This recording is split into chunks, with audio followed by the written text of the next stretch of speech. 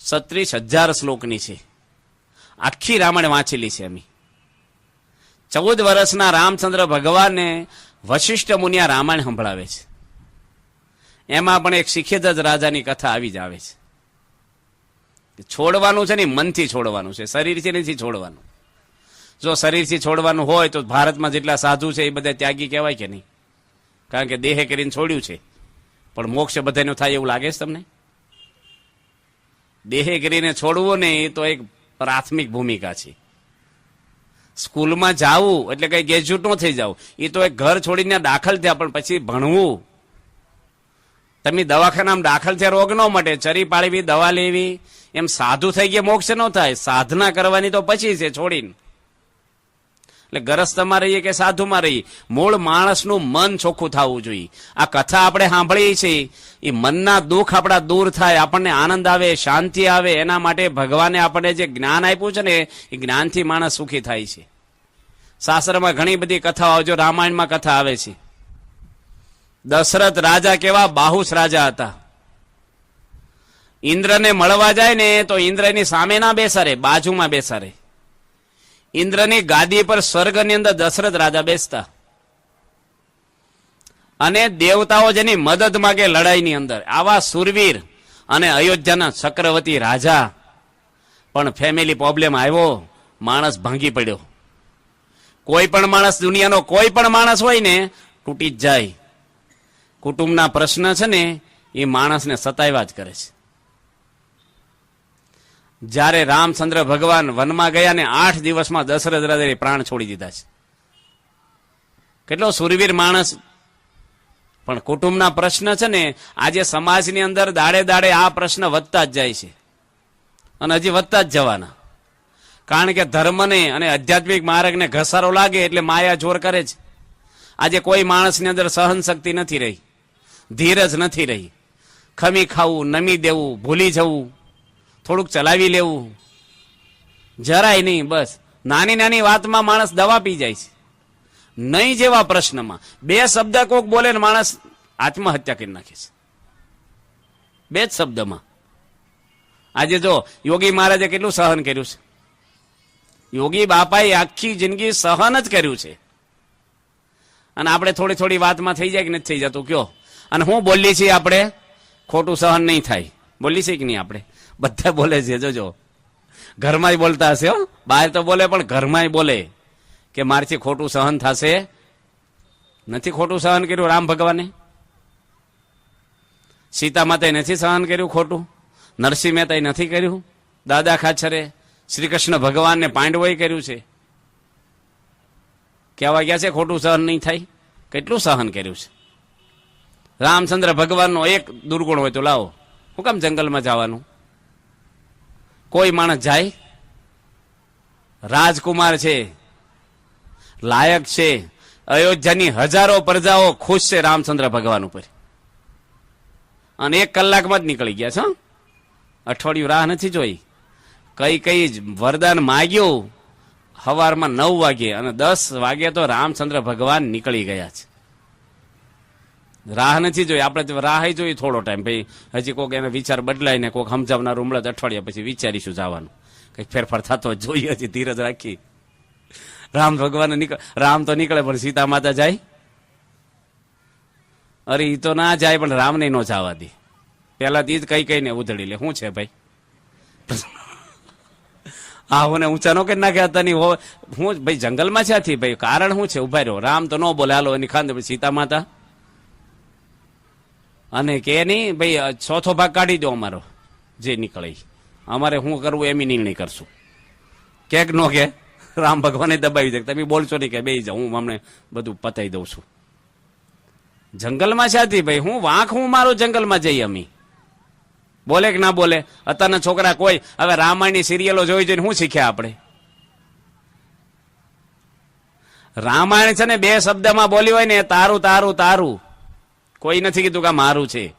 ભરતજી રાજ નો લીધું, લક્ષ્મણજી છોડી દીધું, રામ ભગવાન મૂકી નીકળી ગયા. ભગવાન કે એને હું તારું છું. અને મહાભારત શું કરે છે? મારું મારું મારું. ભગવાન કે એને જ મારું. મહાભારતમાં બધા રાજ લેવા માટે યુદ્ધો થયા છે. રામચંદ્ર ભગવાનની જીવન ગાથા તમે છે ને હમણાં મેં વાલ્મીક રામાયણ વાંચીને તમે વાંચો ને હલી જાઓ એવું છે. આ છોપાન સાપાન્યા બધા ટીવી ને અઠવાડો બધો જીવમાં ભરો છો ને, આ ધર્મ ગ્રંથો વાંચો ને સારી પ્રેરણાઓ મળે આપણને.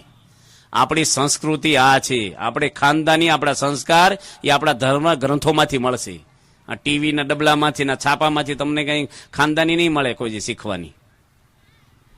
આજે કેવા કેવા પ્રસંગો આપણા શાસ્ત્રમાં આપ્યા છે. સીતા માતાને એટલા દુઃખ આવ્યા, એક પ્રશ્ન નથી કર્યો, એક પ્રશ્ન.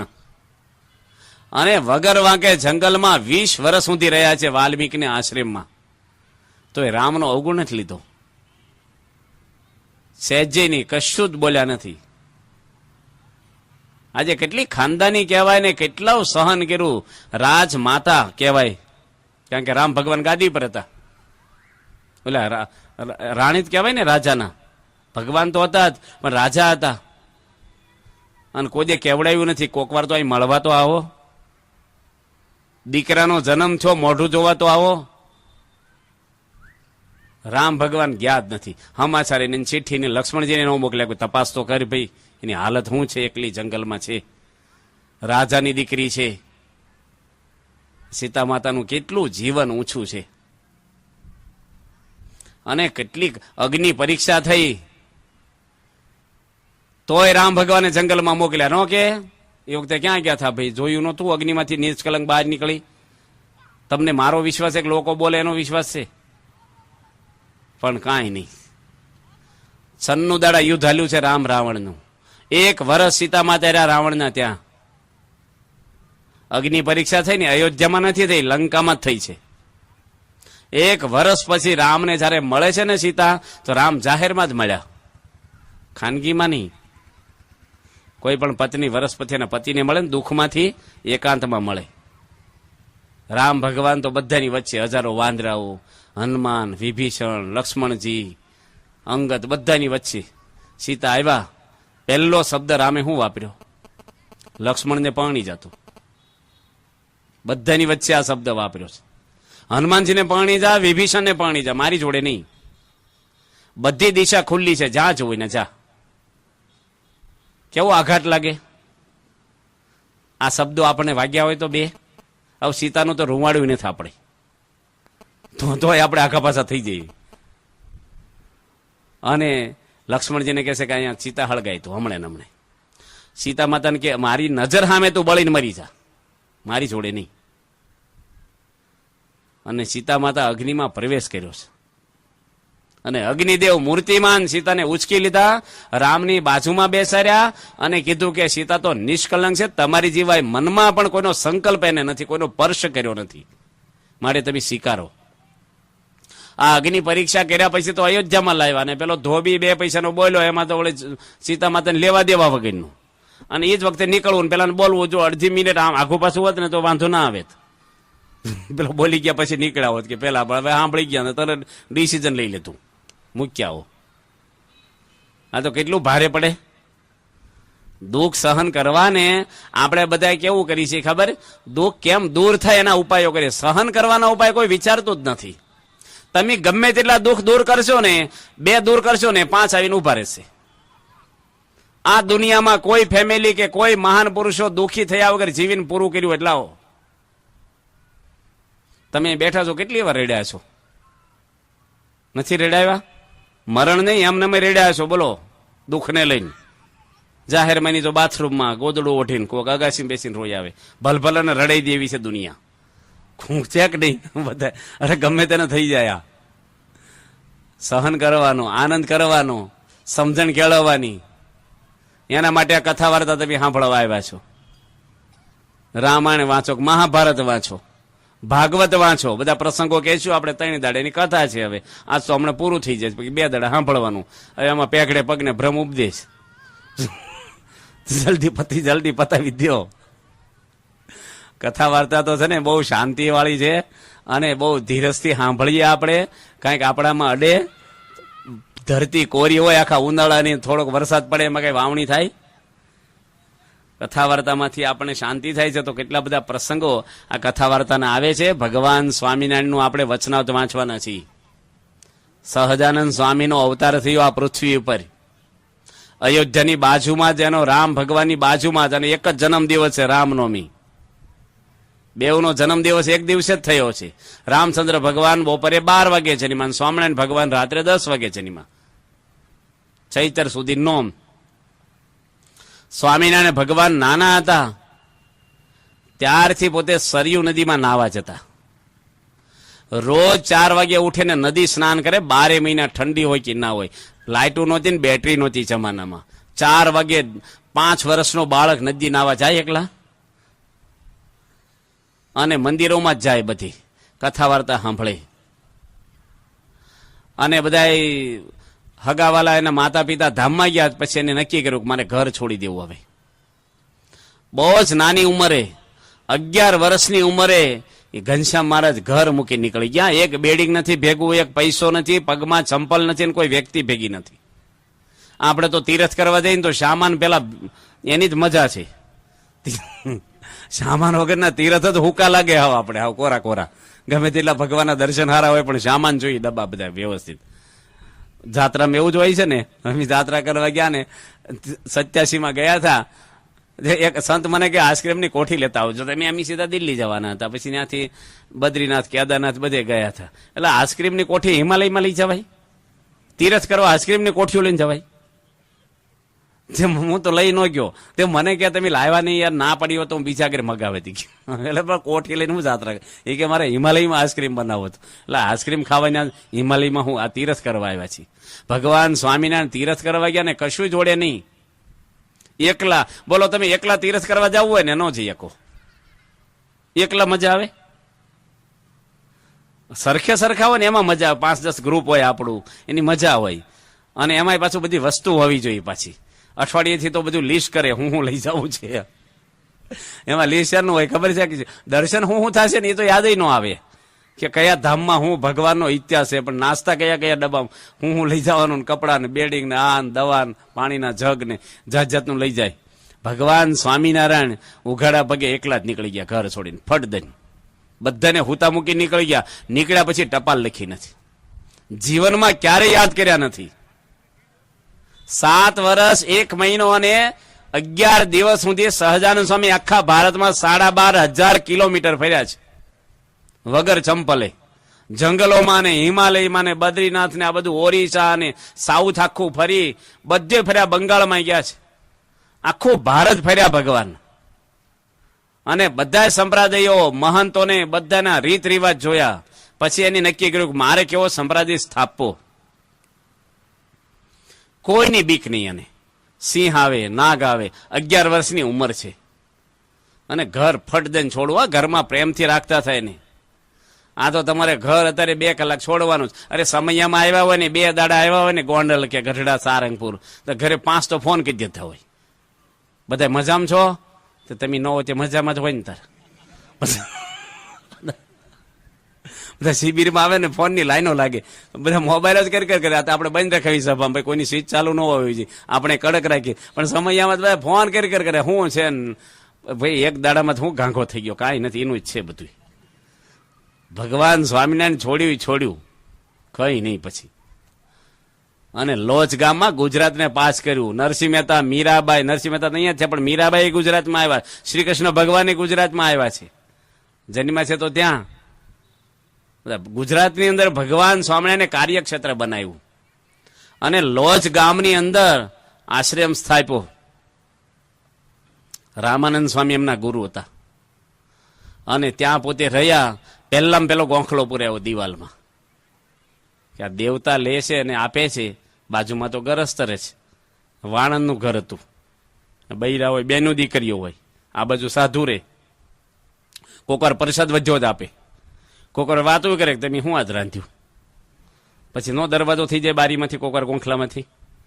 સ્વામિનારાયણ ભગવાન કે આને હમણાં બંધ કરી દો. કોકના ઘરમાં જઈને તરત બંધ ન કરાવાય. હજી તો ભગવાને પગ મૂક્યો ને પહેલું કામ આ કર્યું. અને ધીરે ધીરે સંતો બનાવ્યા, જે દુનિયામાં ન હોય ને એવા સંતો બનાવ્યા. ભગવાન સ્વામિનારાયણનો પ્રભાવ જોવો તમે કેવો હતો. એની વાણી સાંભળીએ તે પેલા એની વાત કરીએ કે કેવા ભગવાન સ્વામિનારાયણનો પ્રભાવ. નિત્યાનંદ સ્વામી લખનૌમાંથી આવ્યા ઠેઠ. દિલ્હીથી 700 કિલોમીટર દૂર લખનઉ ચાલતા આવ્યા. 80,000 રૂપિયા કેસ 200 વર્ષ પહેલાના ઘરમાં પડ્યા હતા. 4 વેદ મોઢે બોલે. આખી દુનિયામાં એને વિદ્વતામાં કોઈ હરાવી ન શકે એવા નિત્યાનંદ સ્વામી, સહજાનંદ સ્વામી આગળ આવ્યા ગઢડામાં, અને કંઠી નથી પહેરી, સીધી દીક્ષા લીધી. આપણે તો હું ધીરે ધીરે 2 વર્ષ પહેલા કંઠી પહેર્યો ને તો પૂજા ધીરે ધીરે કરશું. તે ધીરે ધીરે ક્યારે મર્યા પછી કરવાનું? ધીરે ધીરે તો હું ધીરે ધીરે. આપણે કોકને કહીને તો કે સ્વામી નવા નવા છે, એટલે નવા હોય તો કાલે જતા રહેશે, નવા જ રહેશે કાયમ, કરી લેવા જો નહીં. પછી કોણ પૂછે? હમણાં ગઢડા આવ્યા હતા ને ફૂલદોલ ઉપર, ઇન્ડોનેશિયાના બહુ જ મોટા માણસ આવ્યા હતા. ઇન્ડોનેશિયા દેશની અંદર 99% મુસલમાનો છે, અને બહુ જ મોટો માણસ, આખા દેશનો આગેવાન કહેવાય. સિંધી છે ભાઈ. વડાપ્રધાનને લઈને દિલ્હી અક્ષરધામ બતાવવા આવ્યા હતા. એટલે વડાપ્રધાન બેન છે કોક ત્યાં. અને એ પછી ગઢડા આવ્યા. ઉતારો તો સારંગપુર એની રાખ્યો હતો, પણ આપણે એક સત્સંગી લઈને આવેલા શિરેશભાઈ ત્રિવેદી, અને ગઢડામાં હું એને મળ્યો. એ તો હિન્દી બોલે, થોડીક વાતો કરી. પછી મેં કીધું તમે કંઠી પહેરી લો હવે. શિરેશભાઈ કે રવા દીજો, હો પહેલી વાર લાવ્યા છે. બીવે બિચારી, એ બીવે. કંઠી તો આપી, પણ પૂજા આપી દીધી કરવાની. પછી મળ્યા કે ન મળ્યા, આપણે કરે ઠીક, કાંઈ મેં કરશો તો લઈ જાઓ. પેલા આપી દીધી, હા પાડી. નહીં કરો તો પાપ લાગશે. એ નાના કરી શીખે. એને તપની માળા માનસીને એવું ન શીખવાડ, પણ 5 માળા ફેરવજો ફોટા ખોલી. પછી ક્યાં ભેગા થવાના છે આપણે? નિત્યાનંદ સ્વામી સાધુ થયા. ભગવાન સ્વામિનારાયણે ક્વોલિટીઓ બનાવી છે. સાધુ છે ને ટોળા ભેગા નથી કર્યા સંખ્યા ગણવા. 500 પરમહંસો કર્યા ને, એ જ ભગવાન જેવા હતા. આપણો તો હું ત્યાગ ને આપણે શું છીએ. એ સહજાનંદ સ્વામી આગળ બધા સંતો આવ્યા, કેટલો ખપ એને. વૈરાગ મૂર્તિ નિષ્કુળાનંદ સ્વામી, દુનિયામાં કોઈને વૈરાગ નથી આવો. બ્રહ્માનંદ સ્વામી, સ્વામિનારાયણ ભગવાન બધા પરમહંસોને પૂછે કે તમારી વિશેષતાઓ કયો બને. સામે ઓડિયન્સ કોણ બેઠું છે? પરમહંસો બેઠા છે. અહીં બોલો 50 સાધુ બેઠા હોય, તમારે પ્રવચન કરવું હોય તો તમને ફફડાટ થઈ જાય, સંચાલક નહીં થઈ જાય, નિર્દેશક નહીં થઈ જાય. અમારે સંતોની શિબિર થાય, એમાં 750 સાધુ બેઠા હોય, અને મને ક્યાંક પ્રવચન કરો તો ખંચકટ થાય કે ન થાય? ડોક્ટર સ્વામી, વિવેક સાગર સ્વામી બધા ઠીમી ઠીમ બેઠા હોય. એટલે આપણે હું સાધુને હું ઉપદેશ દેવો? હું સારંગપુર જાઉં ને પ્રવચન કરાવ ને 200 સંતો હોય, મને કે કથા કરો. 200 સંતો બેઠા, 250 સામે. સંતોને જ વાતો કરવાની. હરિભક્તો ક્યાં 5 હોય સારંગપુર ગામના, કોઈ આવે જ નહીં. તો કેટલું હોય. અને આ બધા બેઠા, ગોપાળાનંદ સ્વામી, નિષ્કુળાનંદ સ્વામી, બ્રહ્માનંદ સ્વામી, મુક્તાનંદ સ્વામી, મહાન સંતો સામે બેઠા. સહજાનંદ સ્વામી પ્રવચન આપે. હાલે પોલ કોઈ નહીં. ગમે તેવા અમુક હોય ને, આ ભણ્યા વગરના, તેને ગમે તેવું સમજાઈ જો તમે, પણ આ તો શાસ્ત્રના પાર પામેલા. એટલે ભગવાન સ્વામિનારાયણ પૂછ્યું કે તમારી વિશેષતાઓ મને કયો? આજ સંતોને કે. બ્રહ્માનંદ સ્વામીને કે તમે ઉભા થાવ. આમાંથી આપણને કહેતો તમારી વિશેષતા કયો? એક તો આપણે કઈ હોય નહીં એવી, અને હોય તો શરમ આવે કહેતા. 1-2 હોય, આમ ન હોય, હાવ ન હોય એવું નહીં, થોડુંક હોય. પણ બ્રહ્માનંદ સ્વામી ઉભા થયા ને, એને કીધું કે મહારાજ તમારી કૃપા અને તમારી દયાથી આખી દુનિયામાંથી કોઈ કવિ આવે ને, એને હું હરાવી દઉં. 18,000 કીર્તનો આ દુનિયા પર જન્મીને કોઈ બનાવ્યા નથી હજી સુધી. 18,000 કીર્તનો કેવા બનાવ્યા છે કે તમારે શાસ્ત્ર વાંચવા ન પડે. શાસ્ત્ર માત્રનો સાર આવી જાય કીર્તનોમાં. ઉપદેશના, સાંખ્યના, મૂર્તિના, ઉત્સવના એવા પદો બનાવ્યા છે બ્રહ્માનંદ સ્વામી. જુનાગઢના નવાબની કચેરીમાં મોઢામાં હોય ઊભી રાખી. હોયમાં છે ને બુઠી નહોતી, હા, વાયસર જોડેલી, અણીવાળી સીધી પેલી સીવવાની હોય. મોઢામાં મૂકીને દુહા ગાયા, વાગવા ન દીધી. મોઢે હોઠ તો ફફડે ને, ગાય માણસ દુહા ગાય ને, અરે આમ થાય મોઢું. અને હોય ને પેલા મૂકી દીધી, મોઢું ખોલીને આમ સીધી ખુલ્લું મોઢું રાખ્યું અને દુહા ગાયા. કોઈને ખબર ન પડે, રાગ ઢાળમાં બદલાય નહીં, પણ અવાજ એમ થાય કે નવાબો બધા ઝૂકતા નહોતા. સતાવધાની કહેવાતા. કેવા? ખબર પડે ને, સતાવધાની એટલે 100 પ્રશ્ન પૂછો ને, 100 ના જવાબ લાઈનમાં આપે. રેકોર્ડિંગ ન કરે, એનો મેમરી પાવર જ એવો, યાદ શક્તિ. 100 પ્રશ્ન એના મગજમાં રહે અને લાઈનમાં જવાબ આપે. બોલો આપણે ચાલુમાં જ ભૂલી જાય. ઘણી વાર કોઈક વાત કરતો ને ઉભો રે ભાઈ, ફરીને કહેતું, એટલે પણ તું સાંભળે છું. આપણે ખબર વાત કરતા હોય ને, ઉપર ફરીને વાત કરી તો યાર મન બીજે જતું રહ્યું હોય. તમે નહીં દાળ પીતા હોય, કોઈક દાળ કેવી છે કે ઉભા હું ચાખી લઉં, 1 વાટકી જ પી ગયો હોય, પછી હું કે હું ચાખી લઉં. તરત હું છાશ કઢી ખાધી થા. પછી કોઈક એમ કે ખાટી કેવી છે કે બીજો ઘૂંટડો ભરે. આ મીઠું છડિયાતું લાગે ઉપર ભરીને ચાખું. બ્રહ્માનંદ સ્વામી કેવા સંત થઈ ગયા. આ તમારા ભાવનગરના રાજા વજેસી, એને કિલો હોનું પહેરાયું અને પોતાની બાજુમાં ખુરશી નાખે. 1800 ગામનો માલિક કિલોમીટર દૂરથી સ્વાગત કરે ને 22 વર્ષની ઉંમર, આવો રંગીલો માણસ, કચ્છના રાવ સ્વાગત કરે એનું. પમદડે જામનગર હતો હું, જામ સાહેબ એના સ્વાગત કરતા. ગાયકવાડ સૈયાજી રાવ સ્વાગત કરે, જુનાગઢનો નવાબ. આવા બ્રહ્માનંદ સ્વામીને ભેખ પહેરાવો ને એ ચાલુ માણસનું કામ નથી. તમે એક માણસને એક માવો ખાતો બંધ કરો ને, ચાંદલો કરતો કરવો, દમ નીકળી જાય, પોતાના દીકરાને નથી કરે એક તો બાપ. આ સહજાનંદ સ્વામીનું તેજ કેવું હશે કે ભગવાન સ્વામિનારાયણનું પારખું લેવા ગયા ને અને ભેખ પહેરાઈ દીધો. પારાયણો નથી સંભળાવી આપણી જેમ 3 દાડા ને 5 દાડા ને જગત ખોટું છે ને દેહ તો નાશવંત છે ને કાંઈ બોલ્યા નથી એકે પાર. જોવા આવ્યા ને તે દાડે દીક્ષા, અઠવાડિયું જોયું ને પારખ્યા કાંઈ નહીં, તરત જ. અને આખી જિંદગી હમણાં તમે ગઈ 9 તારીખે જોવો, પ્રમુખ સ્વામી મહારાજે 53 જણને સાધુ બનાવ્યા છે. જેના મા બાપને વાલ સોયા, એકના એક દીકરાઓ ભેખ પહેર્યો છે. અને 3 તો ચાર્ટર્ડ એકાઉન્ટ થયેલા, એન્જિનિયરો થયેલા, MBO થયેલા. અને કરોડપતિના છોકરાઓ આમ ટેજ ઉપર ચડે ને ભેખ પહેરવા, લોકોની આંખમાં આંસુ આવી જતા. જુવાન છોકરાઓ આખી જિંદગી સાધુ થવું ને તો કલાકનું કામ છે, પણ ટકવું ઈ તમારે લગ્ન તો એક દાડામાં થઈ જાય, છૂટાછેડા થાય છે એક દાડામાં, કોરટના પગથિયા કહાઈ જાય, દમ નીકળી જાય તમારો, ફેરાત ફરી લીધા કલાકમાં પૂરું થઈ ગયું. એમ સાધુ થઈ ગયા એટલે લુગડા ઉઠાડી દીધા. અહીં ટકવું એ કઈ ખાવાના ખેલ નથી. ઘણા બોલે સાધુને બહુ સારું, તે તમને કોણ કહે છે નો આવો એમ? હાલો ને ધમલાઈને માં આંભરે આજે હું કરતા છે ઘરે બધા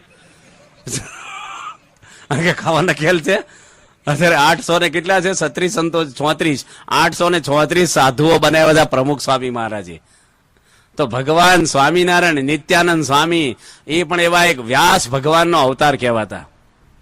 આ થાંભલાને સંકલ્પ થાય ને તો બ્રહ્માનંદ સ્વામીને શ્રીનો સંકલ્પ થાય. જિંદગીમાં સંકલ્પ નથી થયો ને એવા યતિ કહેવાતા. અને મુક્તાનંદ સ્વામીને પૂછ્યું કે તમારી શું વિશેષતા છે?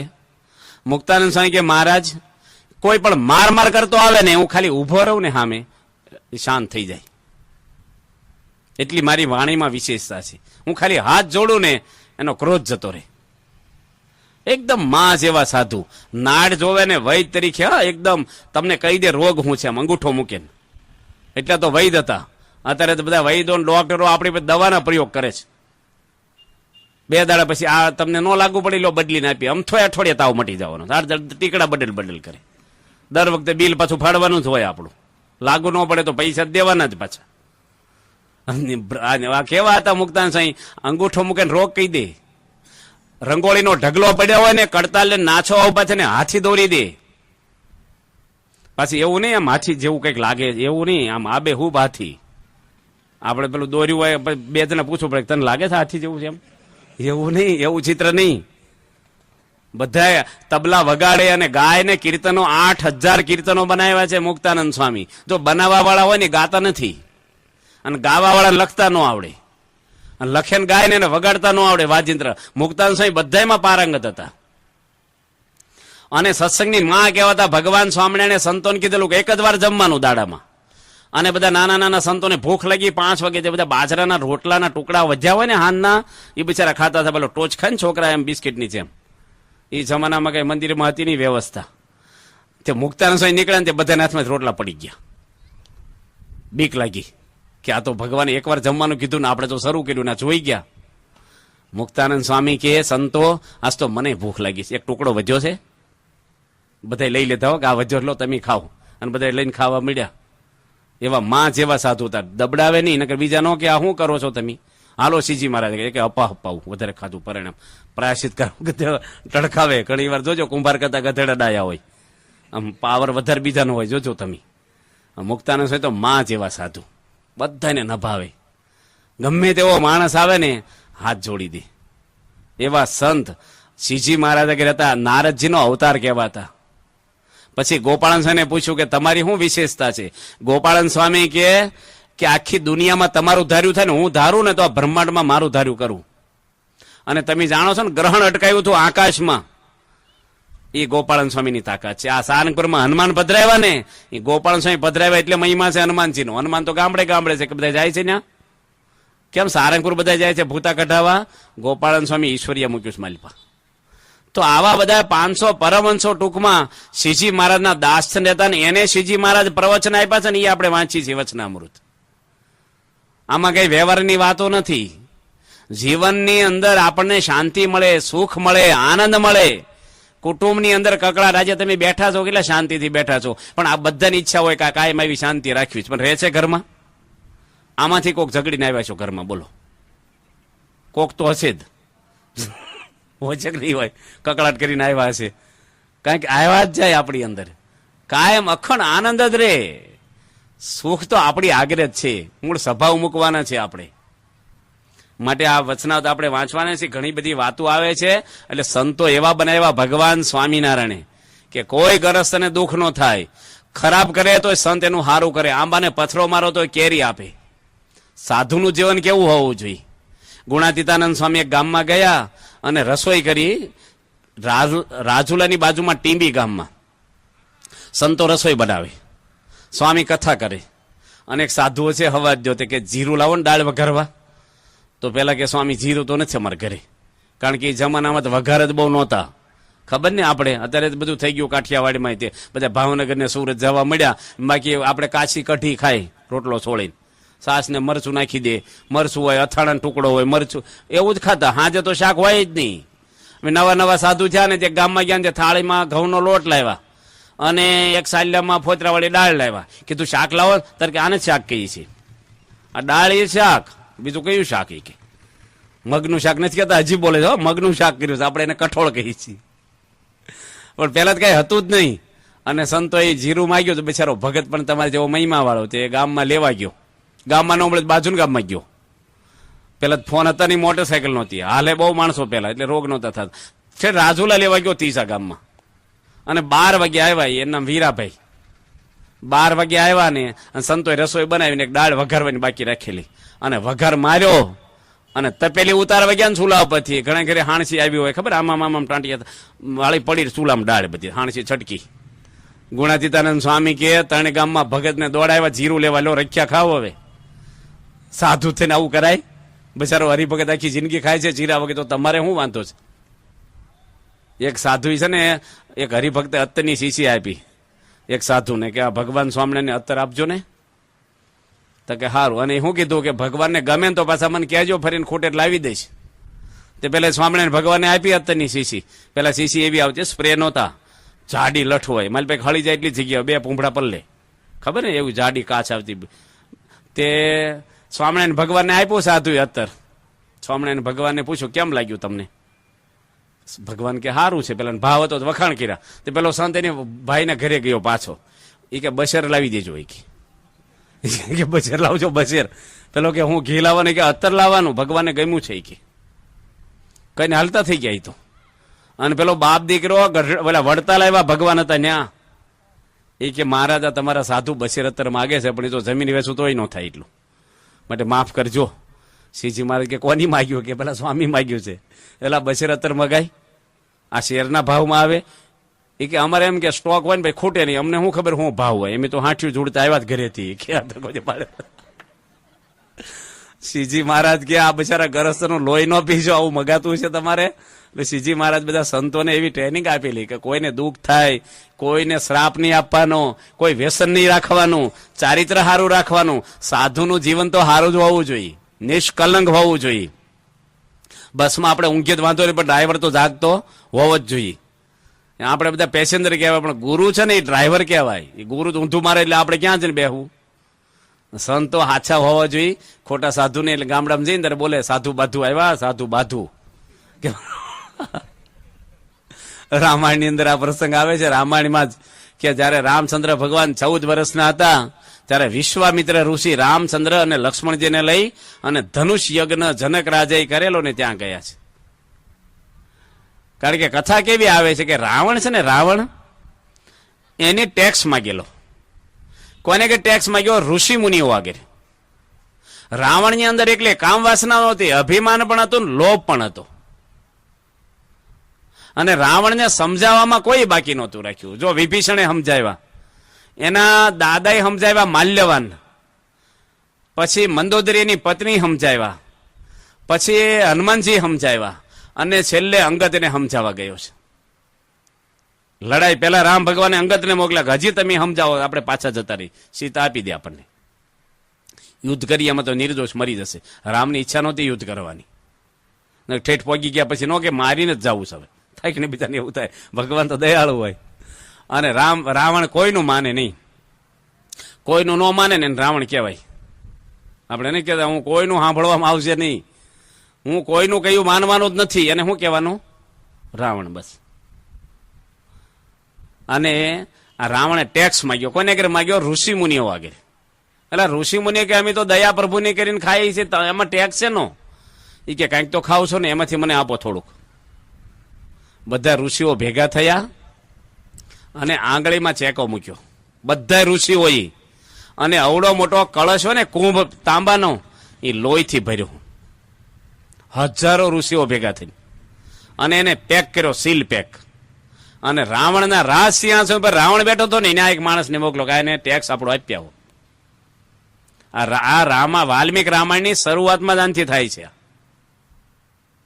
અને રાવણે જયારે ખોલ્યો ને કુંભ, તો માલપાર તો લોહી, એનો કાળ દેખાણો, એનું મોત એને દેખાણું, એને અશાંતિ થઈ ગઈ જોઈને જ.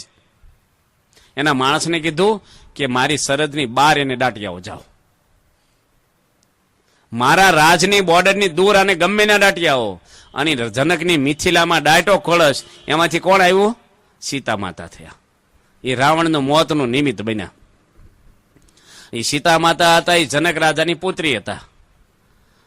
અને આપણે જાણીએ છીએ કે શિવે દેવતાઓની સામે ધનુષ ઉગામેલું, અને બ્રહ્માજીની પ્રાર્થનાથી મહાદેવે ધનુષ બાણ મારવાનું બંધ રાખ્યું, અને જનક રાજાના ઘરમાં એ ધનુષ થાપણ તરીકે મૂક્યું હતું. પણ કેટલું વજન વાળું હતું, કોઈ સૈનિકો હલાવી ન શકે ને, બળવાન 5 ભેગા થાય તોય. અને એ ધનુષને સીતા માતા 12 વર્ષની 15 વર્ષની દીકરી નાની હતી ને, ત્યારે ધનુષને લઈને જનક રાજા ઘરે આવી. જનકને નવાઈ લાગી ગઈ. રામાયણમાં એવું લખ્યું, નીચે લીપણ નહોતું થતું, કારણ કે કોઈ ઉચકી ના શકે ને, એટલે કચરો થતો. સીતાજી રોજ ઉચકીને બાજુ મૂકી દે, લીપણ કરે ત્યારે. જનકને થયું કે મારી દીકરીમાં એટલી બધી તાકાત છે, તો એને તાકાત વાળો પુરુષ જ પરણાવો છે મારે. એટલે આ ધનુષને જે તોડે ને એને લગ્ન કરાવવા, એટલે એની નિર્ણય લે. એટલે ધનુષ યજ્ઞ, એમાં બધાને બોલાવ્યા કે બળિયામાં બળિયો હોય, આને કોણ ઉચકીએ કે.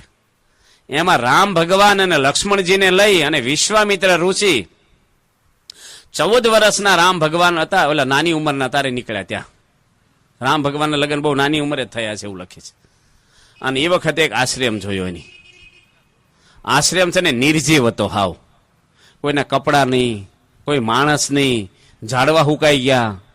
એટલે રામચંદ્ર ભગવાને પૂછ્યું વિશ્વામિત્રને કે આ શું છે અહીંયા? એ કે આ તો એક ઋષિનો આશ્રમ છે, કેમ નિર્જીવ છે, ઉજ્જડ? ત્યારે એને વિશ્વામિત્ર કહે છે કે આ આશ્રમમાં થોડાક વર્ષો પહેલા બહુ દુઃખદ ઘટના બની ગઈ છે. અહીંયા આ તો એક ગૌતમ ઋષિનો આશ્રમ છે. અને એની કથા એવી લખે છે કે બ્રહ્માજી એક દીકરી ઉત્પન્ન કરી હતી, અતિ સ્વરૂપાન છોકરી. અને બ્રહ્મા પોતાની જોડે જ રાખે સ્વર્ગમાં, સત્યલોકમાં, અને એનો ઉછેર કરે. ઇન્દ્ર રાજા જયારે બ્રહ્માજીને મળવા જાય ત્યારે આ દીકરીની સામે એની નજર ખરાબ થઈ. ત્યારથી ઇન્દ્રના મનમાં પાપ પેઠવા છોકરીને જોઈને. ત્યારથી ઇન્દ્ર રાજા કહેવાય સ્વર્ગનો, પણ એની અંદર એ પાપ ભરેલું. બ્રહ્માજી એ દીકરીને થોડીક મોટી થઈ પછી વિદ્યા ભણાવવા માટે એક ઋષિના આશ્રમમાં મૂકી, કહેતા ગૌતમ ઋષિના આશ્રમમાં એને આપી કે આને તમે વિદ્યા ભણાવજો. ઋષિ બહુ પવિત્ર હતા, ખાનદાન હતા, ચારિત્રવાન હતા. કોઈ જે છોકરીની સામુ એની નજર કરી નથી, એને શાસ્ત્રની તમામ વિદ્યા ભણાવી. ઉંમર થઈ, યુવાન થઈ, એટલે બ્રહ્માજીને વિચાર છો કે આના લગ્ન કોની જોડે કરાવવા આવે. પછી એને કીધું કે આ ગૌતમ ઋષિ જોડે જ એને પરણાવી દી. ઋષિ એવા પવિત્ર છે અને દીકરી ત્યાં મોટી થઈ છે. ગૌતમ ઋષિના લગ્ન, એનું નામ શું હતું? અહલ્યા. એની જોડે લગ્ન થયા. અને ઋષિ જયારે નાવા ગયા 4 વાગે ગંગાજીમાં, અને ઇન્દ્ર રાજા ઋષિનું રૂપ લઈ અને ઋષિના આશ્રમમાં પાપ કરવા બેઠા અહલ્યા જોડે. અને ઋષિ જયારે નાઈને આવ્યા ને, પેલા ઝાંપલીમાંથી બહાર નીકળવું ઇન્દ્રને. ઋષિ બધું જ પામી ગયા. સ્વર્ગનો અધિપતિ છો તું, અને એક ઋષિના ઘરમાં પાપ કરવા આવ્યો છો, આવી પતિવ્રતા સ્ત્રીને ભ્રષ્ટ કરવા માટે જા, તને હું શ્રાપ આપું છું કે તારા શરીરમાં 1000 ભગ થઈ જાય અને દરેકમાંથી 1000 વર્ષ સુધી રસી નીકળ્યા કરે અને પીડા પામતું. સંસારના એક ક્ષણિક સુખ થોડાક. મહાભારતની અંદર એક કથા આવે છે કે એક રસ્તામાં વડલો હતો. વડલાની ડાળ કૂવામાં આમ લબડાવેલી, આમ ગયેલી, લાંબી થયેલી. કૂવો 100 હાથ ઊંડો હતો. માલપા કાળા નાગ ને પથ્થર જ હતા, પાણી નહોતું. મોટું મધ બેઠું અને એક ભાઈ કૂવામાં લબડાઈને વડવાયો પકડીને અને મધના ટીપા મોઢામાં લે. હવે કોઈ માણસ નીકળ્યા વટે માર્ગું કે ભાઈ આ વડવાઈમાંથી હાથ જો છટકશે ને તો તું કૂવામાં જઈશ ને તો જીવતો નહીં રહે, કારણ કે કાળા નાગને પાણા છે, 100 હાથ ઊંડો કૂવો છે, તું આવી જા, આવું સાહસ ન કરીશ. એ કે 2 હાથે મજબૂત પકડી છે, મધના ટીપા લઈ લો. મોટું મધ બેઠેલું, મોટા ટીપા પડે, ભૂખ્યો થયેલો, મધ ભાવે ને. ફરીને 2-4 માણસ નીકળ્યા. એલા વડવાય 2 ઉંદડા કાપે છે, ધોળો ને કાળો. કે ઉંદડાના દાંત તો બહુ નાના હોય, વડવાય તો જાડી કાંડા જેટલી છે, એકદમ ઓછી કપાઈ જાય. અને એમ કરતા ભાઈ ટીપા 2-4 લેવા રહ્યા અને વડવાય કપાઈ ગઈ, ગયો કૂવામાં. મહાભારતમાં સમજાવે છે આનો આધ્યાત્મિક અર્થ કે વડવાય છે એ માણસની આયુષ છે. સંસારના જે ક્ષણિક સુખ છે ને એ મધના ટીપા છે. અને વટે માર્ગું કહેતા મહાન પુરુષો કહે છે કે ભાઈ મનુષ્ય અવતાર લેખે લઈ લે, તું આમાં ન લોભાશ, એટલું કામ પતાવી દઉં. કાળો ને ધોળો 2 ઉંદડા છે, દિવસ અને રાત આયુષ રૂપી વડવાઈને કાપી રહ્યા છે. કપાય છે કે નહીં? આપણી રોજ આયુષ કપાય છે માણસની. મનમાં શું મલકાય, રોજ તારી આવરદા ઓછી થાય. મનુષ્યનો અવતાર આપણો રોજ કપાય છે, થોડા થોડા દિવસો. મહાન પુરુષો આપણે જગાડે છે કે તમે જાગો, આ શરીર તમારું આપ્યું છે, ભગવાને તો લેખે કંઈક ઉપયોગ કરો, પણ આપણે થાય કે એટલું કામ કરી લઉં, એટલા વિષય ભોગવી લઉં, આમ સેટ થઈ જાઓ કે રામ બોલો ભાઈ રામ. એટલે ગૌતમ ઋષિ આ ઇન્દ્ર રાજાને શ્રાપ આપે છે અને રામચંદ્ર ભગવાન પછી એને ખબર પડે છે કે આ તો આવું પાપ આશ્રમમાં થયું છે. ઋષિ પણ એની પત્નીને શ્રાપ આપે છે કે તું ઓળખી ના ગઈ? ભલે મારું રૂપ લીધું હોય, પતિવ્રતા સ્ત્રી ઓળખી જવી જોઈએ, કોઈ પણ રૂપે આવે, માટે તું પથ્થર થઈ જા. રામ ભગવાન આશ્રમમાં ગયા અને એને પગ અડાડ્યો ને ત્યારે પેલી જાગ્રત થઈ. આ રામાયણમાં આવે છે, અહલ્યાની હલ્યા થઈ આવે છે ને કથા, તમે સાંભળી હોય તો. નકર છાપા જ વાંચે, ટીવી જોયું હોય તો. આ તો ગ્રંથો તો કોઈ વાંચતું જ નથી હવે. હવે તો કોઈ વસાવતું નથી ને બહાર. જોજો તમે, તમારે કોઈને ઘરે ભાગવત છે? કશું નહીં. સીડીઓ હોય ફિલ્મની, મેગેઝીનો આવે કંઈક વાંચતા, એ કોઈ નથી વાંચતું. ગપ્પા મારે, નવરો પડે એટલે કોકને ફોન કરે. ટાઈમ ક્યાં જાય છે મનુષ્ય અવતારનો આપણો, ખબર નથી આપણને. આ શરીર શું છે, કેટલા સમય પછી ફરીને મળશે આપણને, આ શરીરથી કામ શું કરવાના છે, એના માટે આપણે આ કથા છે. રામચંદ્ર ભગવાન જેને ધનુષ યજ્ઞમાં જાય છે ને, ધનુષને તો રમતવારમાં તો લાંબી કથાય નહીં આવે છે. સીતા માતાએ જોયા એને, ફૂલ લેવા ગયા વિશ્વામિત્રની પૂજા માટે, અને 2 જોયા લક્ષ્મણ રામને, ત્યારથી સીતા મોહ પામી ગયા કે આ કોણ છે, અને જો આ ધનુષ ઉપાડે ને તો મારો જન્મ સફળ થાય. અને રામ ભગવાન સીતાને વરીને આવ્યા. આ કથા આવે છે. પણ કહેવાનું શું છે કે ધર્મ છે ને એ અધર્મનું રૂપ લે ને ત્યારે માણસ ભૂલો પડી જાય છે. ઇન્દ્ર જ્યારે ઋષિનું રૂપ લઈને ગયો, રાવણ પણ સાધુનું રૂપ લઈને આવ્યો. જો નવરાત્રા છે, માતાજીની ભક્તિ છે, પણ કેવું રૂપ લે છે? અધર્મનું રૂપ લે છે. ડિસ્કો ગરબા, કોકની છોકરીઓ છોકરા ભેગા નાચે અને ખરાબ વિચારો કરે. એ ધર્મના નામે અંદર હૃદયમાં અધર્મ વ્યાપે. જન્માષ્ટમીના તહેવારો, ભગવાન જન્મ્યા હોય ત્યારે ખાસ જુગાર રમે, આડે દાડે ન રમે. જન્માષ્ટમી દાડે રમવું જ જોઈએ થોડું સુકન. એક રાજકોટમાં એક ભાઈ છે, એની વાત કરી કે હું છે ને પહેલા પૈસા જે લાખ રૂપિયા કમાવ ને, બિલ્ડર છે, એ હું લોકમાં મૂકી દઉં. એ ક્યારે ભીમ 11 કે જન્માષ્ટમી દાડે જ રમવા નાખી. એ સુકનના બોણીના પૈસા કહેવાય, જુગાર રમવાના. માણસને જુગાર. ધર્મ સાધુ હોય આવા લુગડા ઓઢીને અધર્મ કરે ત્યારે સમાજ પણ ભૂલો પડી જાય છે. જે સીતા માતાએ ભૂલા પડી ગયા રાવણ આગળ, સાધુ બનીને આવ્યો હતો. આજે કોઈ પણ માણસ જુઓ તમે, મુંબઈની અંદર હમણે કેલાલનું નામ સાંભળ્યું ને તમે? કેલાલ જાદુગર આપણા ભારતમાં મોટા મોટો છે. અને એ રાજ કપૂર છે ને, એને તો બધાય સાંભળ્યું છે ને જોયા છે તમે. એના ઘરે એ બે મિત્ર છે. આ ગયો કેલાલ, એના છોકરાનું કંઈક રિસેપ્શન હતું, લગ્નનું કંઈક, એમાં દારૂ આવ્યો. એટલે કેલાલ હતા ને, એની તો પ્રમુખ સ્વામીના બહુ વાર દર્શન કર્યા છે. એને કીધું કે હું દારૂ નથી પીતો. એટલે પેલા માણસે કીધું રાજ કપૂરને કે ભાઈ આ તમે આપો તો જ પીશે. અમુક માણસો વધારીને કેવા હોય પાછા.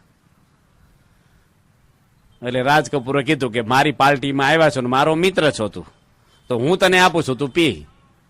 એ કે હું દારૂ નહીં પીવું. એ કે તું ન પીવે ને તો મારા બાપના સોગન છે. એ કે તારા બાપનું મારે રાખવું કે મારે મારા બાપનું રાખવું? મારા બાપે મને વચન આપ્યું છે કે દારૂ ન પીશ ક્યારેય. તો આની શું કર્યું? દારૂના પ્યાલાવાળી સમસી શરબતમાં નાખી અને શરબત આપ્યું એને. એ કે શરબત તો પીવાનો હતો પણ હવે શરબતે નહીં પીવું, કારણ કે આમ સમસી એઠી આવીશ દારૂની.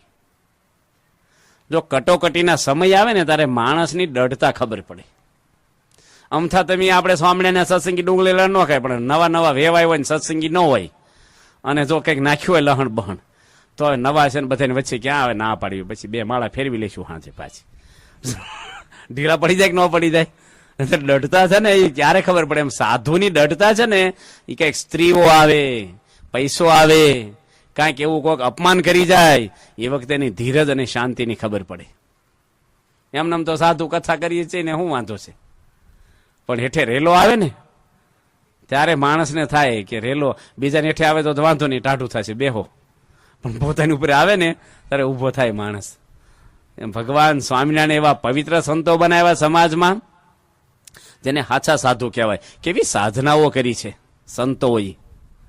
પોતાના કલ્યાણ માટે, પોતાના મોક્ષના માટે દુનિયાના તમામ સુખને ત્યાગ કરી દીધો છે. તમામ. આ બ્રહ્માનંદને કોથળા પહેરાવે ને ભીખ મગાવે. આવો માણસ હોય, કુવામાં જોવે ને કુવાનું પાણી ઉભરાઈને બહાર આવેલું છે. કેટલો પ્રતાપ ને ઐશ્વર્ય! વ્યાપકાનંદ સ્વામી ઘોડી બેઠી કરે, સતીદાનંદ સ્વામી વરસાદ પાડે. આવા આવા સંતો ભગવાન સ્વામિનારાયણની મુઠ્ઠીમાં રહેતા, અને 500 સંતો કડી તોડ. એ સહજાનંદ સ્વામીનો શું પ્રભાવ છે? 22 વર્ષના યુવાન સહજાનંદ સ્વામી, અરે ભગવાન સ્વામિનારાયણ દાદા ખાચરને પરણાવવા ગયા ભટવદર ગામમાં, રાજુલાની બાજુમાં. આમ તો મહારાજ વન વિચરણમાં નીકળ્યા ત્યારે ભગવાન સ્વામિનારાયણને પાણી પીવું હતું ને કુએ બધા બૈરા પાણી ખેંચતા હતા, પેલા નળ નહોતા. ત્યારે શ્રીજી મહારાજની ઉંમર તો એ વખતે 16 વર્ષની, અને લેડીઝ લોકો બધા પાણી ભરે ને ભગવાન કે મને પાણી પીવડાવો.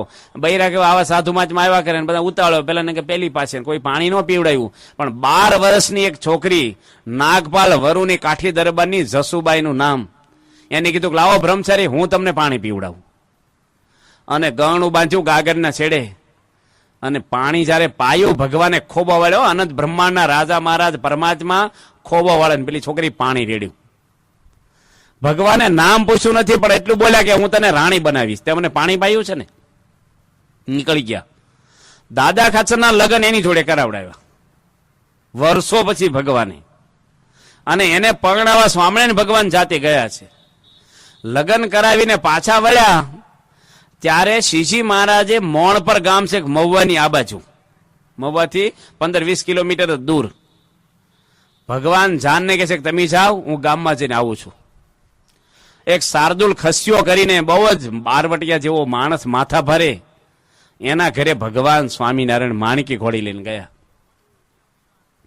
અને એ તો ઘરે જ હતો. અંગ્રેજ સરકાર એને હોધવા માટે એ જમાનાની અંદર 25,000 ઇનામ બહાર પાડ્યું હતું, અને ફાંસીની સજા હતી, અને પકડાઈને તરત સ્વામિનારાયણ ભગવાન ત્યાં ગયા અને પોતે રાજી થઈ ગયો કે સ્વામિનારાયણ તમે મારા ઘરે આવ્યા, હું તો પાપી છું, મારી રસોઈ જમીન જાઓ, મારા પાપ બાળો.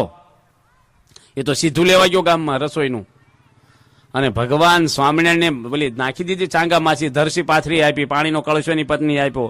સ્વામિનારાયણ ભગવાન કે તારું અન્ન અને પાણી મારે હરામ છે, હું નહીં પીવું. હાલતા થઈ ગયા. પેલી તો રડે કે પેલો આવે ક્યાં સુધી રહ્યો તો ખરા.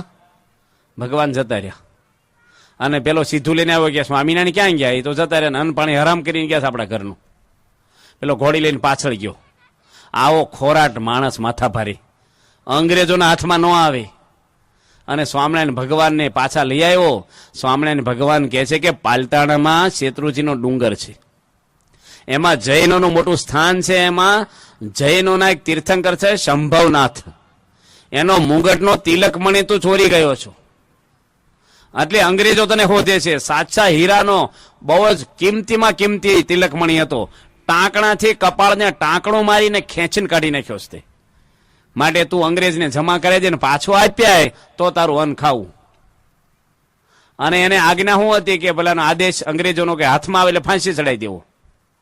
હવે કેવો કટોકટીનો સમય કહેવાય.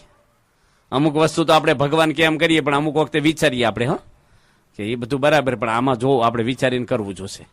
બધું ન આપણે કહીએ ભગવાન ક્યાં હો ન થાય, અમુક વિચારીએ આપણે.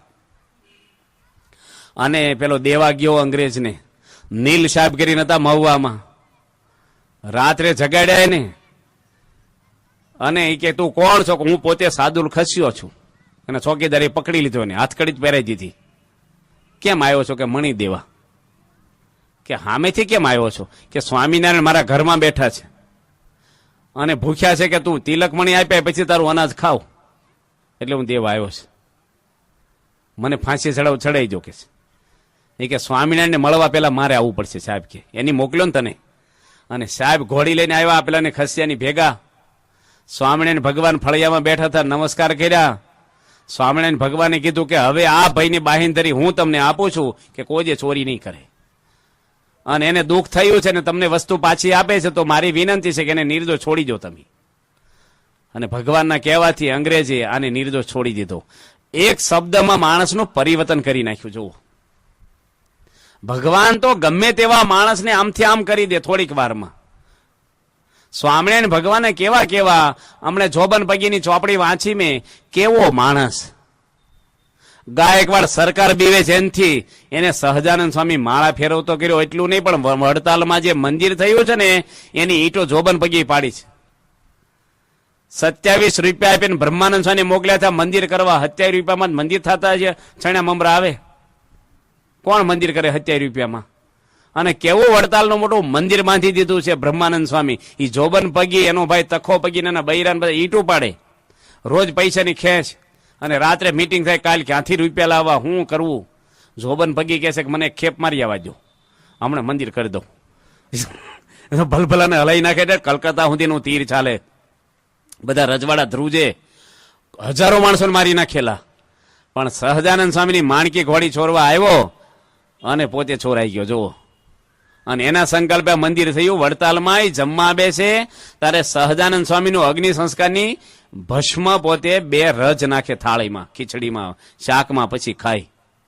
એકવાર એની પત્ની આગળ માગી કે રજ લાઈ ડાબલી, કે ખલાસ થઈ ગઈ. અને પોતે ભાણા પર બેઠેલો ધામમાં જતો રહ્યો. જોબન પગી એનો જીવ જ નીકળી ગયો શરીરમાંથી. એટલું બધું ભગવાન સાથેનું જોડાણ થઈ ગયું. હથિયાર મૂકી દીધા બધા જ. કેવા કેવા માણસોને જો વાલ્યો લૂંટારો હતો, પણ નારદજીને રોડ ઉપર સત્સંગ કરાયો છે.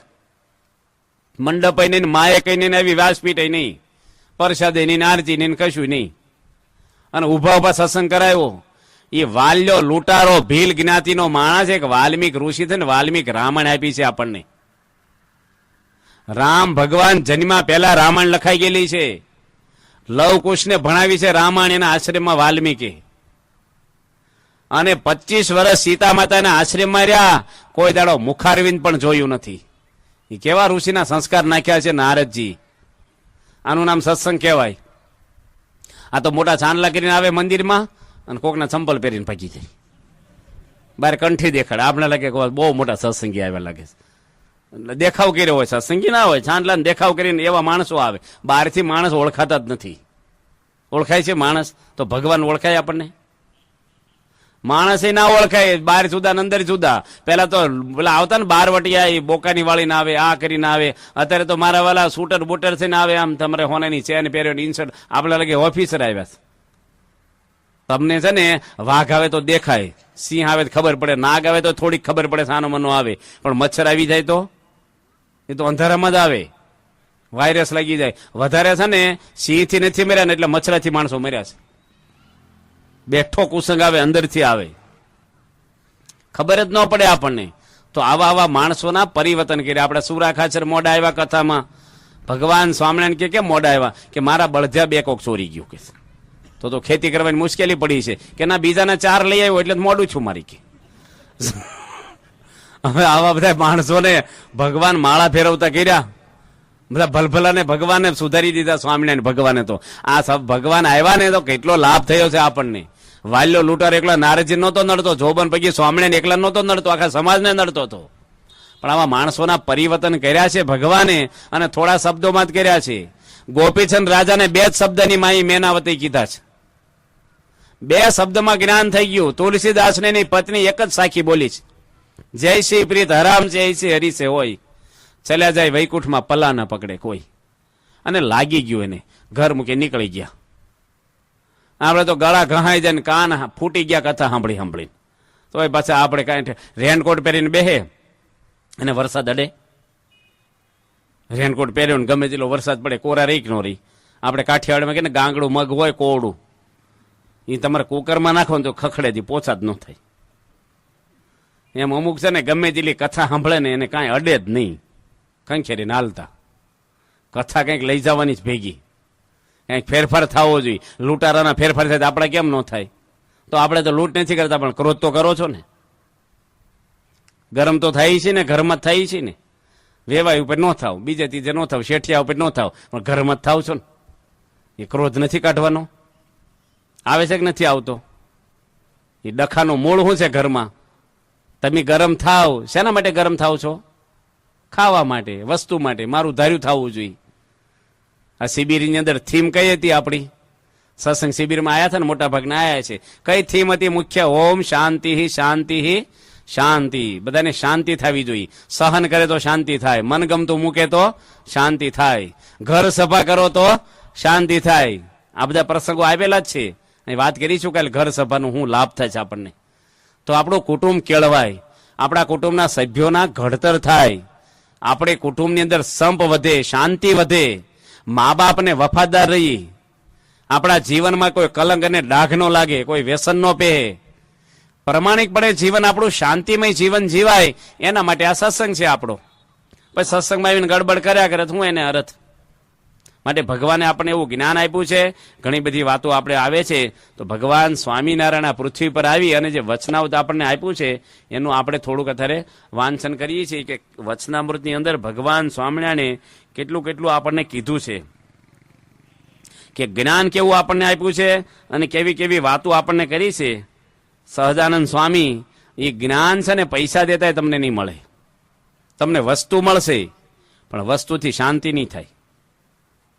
આજે બાપ જોડે કેમ રહેવું, દીકરા જોડે કેમ રહેવું, પતિ જોડે કેમ રહેવું, પત્ની જોડે કેમ રહેવું, ભાઈઓને કેમ રહેવું, એ તમને સમાજમાં કોઈ નહીં શીખવાડે. સમાજમાં તમને બગાડનારા ઘણાય છે, સુધારનારા કોઈ નથી. આપણી જેવા હોય તો ચડાવે, આપણને ચડાવે કે ન ચડાવે. કેવી રીતે રહેવું સમાજમાં, એ આ ભગવાન સ્વામિનારાયણે આપણને જ્ઞાન આપ્યું છે. ઘણી બધી વાતો એમાંની આવે છે. તો ભગવાન સ્વામિનારાયણ આપણને આ વસ્તુ બતાવી છે. હમણાં જો પ્રમુખ સ્વામી મહારાજ આગળ એક ભાઈ આવ્યા, કેટલો ઉંમરનો છોકરો ખબર છે, 25 વર્ષનો યુવાન, વાંકાનેરનો. શું કે છે પ્રમુખ સ્વામી મહારાજને? મારા બાપને સમજાવી દેજો, ન કરે એનું લોહી શોષી લેશું. એ કે જો આજે ઘર કેવું છે, બંગલો છે, ગાડી છે, શબ્દો કેવા છે, ઘરનું વાતાવરણ કેવું હશે કયો? હમણાં અમેરિકામાં એક છોકરાના બાપ ઉપર કેસ કર્યો છે કે મારે તમારે ઘરે જન્મવું જ નહોતું, મને શું કામ લઈ આવ્યા છે? મારે જન્મ તમારા ઘરે નહોતો લેવો, તમે મને જન્મ આપ્યો છે. કેસ હાલે છે કોર્ટમાં. અંધેરી નગરી ગંડુ રાજા, બાપને જ કેસ કરવો જોઈએ કે તને અહીં બોલાવ્યો નતો, તું અહીં જન્મ શું કામ મારા ઘરે? હાલ કેવું બધા કેવી પેઢી તૈયાર થાય છે નવી. જો પ્લાસ્ટિકના ફૂલ છે, કોઈ જે કરમાવાના છે અને પાણીની જરૂર પડશે. શો બધાય છે સંસારમાં. ગાડીઓ હોય, બંગલા હોય, હોનાની ચેનો પહેરો, શો છે ખાલી. બધાના જીવન ટેન્શન વાળા છે. બોલો, ચિંતા ને વ્યાધિ એટલે દવાખાના વધ્યા બધા. આપણે બેઠા ને એવું જીવન જ નથી આપણું. બહાર જુદા ને અંદર જુદા. ઓરિજિનલ જીવન આપણે જીવી જ નથી શકતા. એકલા હોય ત્યારે કેવા હોય, મહેમાન આવે ત્યારે કેવા હોય, અચ્છા જાહેરમાં કેવા બેઠા છે.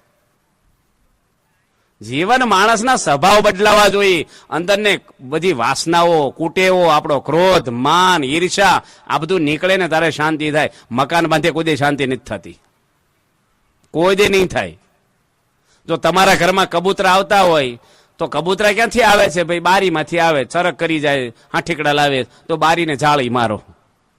કબૂતરાનું કારણ બારી છે. ઉંદરડા ગરી જાય છે, કાગળિયા કાપી જાય છે, ગોદડા કાપી જાય છે તો પાંજરું લાવો, કારણ કે એનું કારણ આ ઉંદરડા છે. ઘરમાં ડખા થાય છે એનું કારણ શું છે? રામચંદ્ર ભગવાનના ઘરની અંદર આવું ભગવાનનો અવતાર કહેવાય, એના ઘરમાં પ્રોબ્લેમ કેમ થયો? કારણ શું છે એનું? અહમ અને મમત્વ. કઈ કઈનો અહંકાર જાગૃત કર્યો મંથરા દાસી. કેવું કીધું કે હું તો હોઈ રહી છું, કૌશલ્યા માતા દાન આપે છે જો તું, અને રાજમાતા થવાની છે, તને રાજમાતાનું સ્થાન મળશે. રામચંદ્ર ભગવાન ગાદી આવશે ને પછી કોણ ગાદી આવશે? એનો દીકરો જ આવશે. પછી કોણ આવશે? કે એનો દીકરો જ આવશે. તારા ભરતને મળી ગાદી કઈ? એ તો ચાકરી કરવા જન્મો છે, આટા ફેરા ખાશે. જોનો અહંકાર જાગૃત કર્યો. આ ગામ ઘણા બધા હોય છે અંદર અંદર આ બધા શબ્દો નાખનારા. જો તું મરી જા તો તારો ભાઈ કઈ કરે છે? તારે જ નકરું ઢગડા કરવા પડે છે, એટલે ઘરમાં વિખવાદ શરૂ કરી દે. આપણા એક શૈલેષભાઈ ધાનાણી છે, રાજકોટમાં રહે છે. ગામડામાંથી બિચારા રહેવા આવ્યા. ઘરમાં પૂરું ન થાય એટલે રાત્રે 2 કલાક નોકરી કરે. અને હું કીધું ખબર શેરીવાળા પેલી બાઈને કહે છે, જોયો તારો પતિ? કોઈક વાર તો 12 વાગે આવે, રાત્રે 1 વાગે આવે. શહેરમાં આવે એટલે મારા વાળા રંગરેલિયા થઈ જાય રખડેલ. ધ્યાન રાખજે ક્યાં જઈને આવે છે. જો વેમ નાખી દીધો. વેમ નાખનારા દુનિયામાં બહુ જ છે બધાય, માટે સાવધાન રહેવાનું. અને પેલી પત્નીને કેવું કુટુંબ આપણું અને કેવું થઈ ગયું. આપણા સત્સંગી નહોતા એ, પણ એની પત્નીને વેમ પેઠો ને એટલે ઘરમાં ઝઘડો શરૂ થયો, મારામારી થઈ. એટલું નહીં, એની પત્ની કેરોસન છાંટ્યું પોતા ઉપર કે આની કરતા તો મરી જવું હારું, આની ભેગું રહેવું એની કરતા. અને બૂમા બૂમ કરી. વિનુભાઈ આપણા સત્સંગી ભાડે રહેતા, બિચારા દોડીને આવીને અને એને હાથ પકડી લીધો, બાકસ લઈ લીધું અને શાંતિ કરી. અને પેલો કંટાળી ગયો શૈલેષભાઈ. એ કે આની કરતા તો હું જ મરી જાઉં, કારણ કે શેરીમાં બધા મને શંકા દ્રષ્ટિ જોવે. જયારે નીકળું જોયો પેલો રખડેલ આવ્યો, અને ઘરવાળી મારી જોડે બોલે નહીં, મારી દીકરી કોઈ મને બોલે નહીં, અને હાવ મોઢું ચડાવીને ફરે. આની કરતા મરી જવું સારું, આ તે કઈ જીવન છે મારું? અને રડી પડ્યા ને. વિનુભાઈ કે મારે ત્યાં ઘર સભા થાય છે ને એમાં આવજો. એની ઘર સભામાં બેસતા થયા. ધીરે ધીરે એને શાંતિ થઈ. એને કીધું તું ઘર સભા કર. ઘર સભા એટલે ઘરના 4 સભ્યો ભેગા થઈ અને કલાક સત્સંગ કરો, અઠવાડિયામાં 2 વાર જ. પેલો કે મને રવિ સભાની જ જ્ઞાન નથી ને ઘર સભા કેવી રીતે કરું? અને ધીરે ધીરે એને રસ પડ્યો કરી. પછી એને પૂજા આપી અને ઘર સભા શરૂ કરીને એની પત્ની શું કે ખબર? આ ઢોંગ કરે છે, આને ધર્મગ્રંથને શું લેવા દેવા છે? આ તો રખડેલ માણસ ને વાળો પોથી લઈને બેસે, પછી શંકાની દ્રષ્ટિ જોવે. પણ ધીરે ધીરે પૂજા કરે ને, સવારમાં વહેલો ઉઠીને, અને એની પત્ની બારીની તિરાડમાંથી જોવે કે આવો શું કરે છે. અને પૂજા કરે આંખું બંધ કરીને. અને એની પત્નીને મહિના પછી વિશ્વાસ આવ્યો કે માણસ સાચો છે, ખોટો નથી. અને ધીરે ધીરે એની પૂજા લીધી. આજે એ ભાઈ કાર્ય કરશે ને આખા ઘરમાં શાંતિ થઈ ગઈ. જે માણસ આપઘાત કરવાનો હતો, જે મરી જવાની હતી એની પત્ની, પણ આ સત્સંગ જુઓ તમે. તમને દુનિયાની કોઈ વસ્તુ શાંતિ નહીં આપે ને, એ સમજણ આપશે. મકાનો બાંધો ના નથી, પણ મકાનથી કોઈને શાંતિ થઈ હોય એટલે આવો. મકાન તો એક વ્યવસ્થા છે, ગાડી તો એક વ્યવસ્થા છે. દુઃખ અને સુખનું કારણ માણસનું મન છે. આવા તો બહુ બધા પ્રસંગો છે. આપણા એક લલિતભાઈ છે ભમોદરાના. હવે એ બિચારા એના બાપ તો ધામમાં ગયા છે, અને એની મેરેજ કર્યા, તરત એની હાહુઓના ઝઘડા. ઘરે જાય ને એટલે તરત ઝઘડતા જ હોય. એ કે હું ત્રાસી ગયો, આની કદાચ પાણ્યો ન હોત તો સારું. તું કે સમજાવું ને, મારી મમ્મીને સમજાવું. કે હવે આ નવા ઘરની છોકરી છે, નવી નવી આવી છે, ભાઈ થોડી વાર તમે ચલાવી લો, એનો ઉછેર કેવો હોય, એના સંસ્કાર કેવા હોય, ધીરે ધીરે ઘડાશે, થોડુંક લેટ ગો કરો ને જતું કરો ને. એની માં શું કે ખબર, તું તો વહુ ઘેલો થઈ ગયો છે, તારી વહુને સમજાય ને મને કેસ તારે. એની ઘરવાળીને સમજાવે કે ભાઈ આ ઉંમરવાળા માજી છે ને પાકા ઘડે કાંઠા ન ચડે, ઉંમરવાળાની જૂની ટેવ હોય તો થોડુંક હવે સાંભળી લેવું, આપણે ભૂલી જવું. તો કે મને ખબર નહીં કે તમે માવડિયા છો. બચારાને બે બાજુથી દાબેલી જેવી થઈ ગઈ હાલત, બે બાજુથી કે મરી ગયો હું તો, કોઈને કહેવાય નહીં. ઘર સભા શરૂ કરી, સંતોએ કીધું ઘર સભા કરી. જો એની પત્ની બેઠે ને તેની માં આવે જ નહીં કે પેલી બેઠી એટલે હું બેહું જ નહીં જોડે, એટલી આંટી પડી ગયેલી. અને એની માં બે તેની ઘરવાળી કોક વાર ન આવે કે હવે નહીં, પણ નજીક કામ કરે, અનાજ સાફ કરે, સાંભળે ખરાક હું વંચાય છે. ધીરે ધીરે 2 મહિના પછી રસ પડ્યો અને 2 જણ સત્સંગી થઈ ગયા. એ ભાઈ વાત કરી કે હું 2 વર્ષ સુધી બહાર ગામ જાઉં તો ઊંચા અવાજે ઘરમાં બોલે નહીં, મને ખાતરી થઈ ગઈ. હવે સત્સંગ શિક્ષણ પરીક્ષાઓ હાહુઓ ભેગા થઈને તૈયારી કરે છે, ભેગા આરતી કરે, સભા કરે, માં દીકરી જેમ રહે છે. જો આ ઘર સભા છે ને એ સામાન્ય વસ્તુ લાગે તમને, તમારા દીકરા તમારી આગળ દિલ નથી ખોલી શકતા, તમારા ઘરવાળા હોય કે તમે નથી ખોલી શકતા, તમારા મિત્રો આગળ બોલો છો ને ઘરમાં નથી બોલી શકતા હોય એ મનમાં. ઘર છે ને એક કેવું ગેસ્ટ હાઉસ જેવું થઈ ગયું. જોજો આ વેકેશનમાં છોકરાઓ બધા શું કરશે, ખાવા જ ઘરમાં આવશે, આખો દાડો બહાર. તમારે એવું જ થઈ ગયું છે, ખાવું ઘરમાં પછી બહાર જવું, જમીન બહાર નીકળી જતા છો હાજે. એટલે ઘર આપણું એક કુટુંબ બને, ઘરમાં દિવાલો નો આડી પડે, તરાડો ન પડે. પેલા 20 માણસ એક રસોડે જમતા, સહન કરતા, અત્યારે માણસના મન નોખા નોખા થવા મળ્યા છે.